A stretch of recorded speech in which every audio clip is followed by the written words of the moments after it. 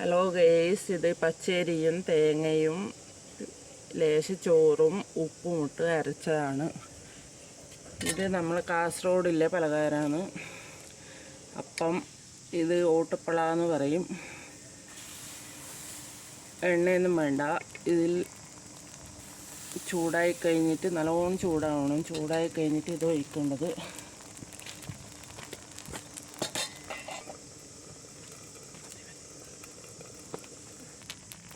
Hello guys, നമ്മളെ അപ്പം ഓട്ടുപ്പള ആയി ഇനി അത് നമുക്ക് ചുള്ളാം.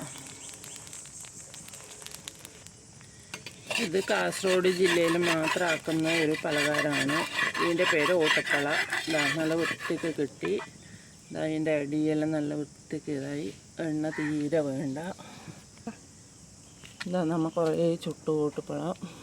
നല്ല ഇതാണ്. മീൻകറിയും കടലക്കറിയും എല്ലാം കൂട്ടി തിന്നാൻ നല്ലതാണ്. ചിക്കനാണെങ്കിൽ നല്ല സൂപ്പറുണ്ടാവും. എല്ലാവരും ലൈക്ക് ചെയ്യണം. എല്ലാവരും വീട്ടിൽ ട്രൈ ചെയ്ത് നോക്കുക. നല്ല ടേസ്റ്റുള്ള പലഹാരമാണ്. പിന്നെ ലൈക്ക് ചെയ്യുക, ഷെയർ ചെയ്യുക, സപ്പോർട്ട് ചെയ്യുക, സബ്സ്ക്രൈബ് ചെയ്യുക.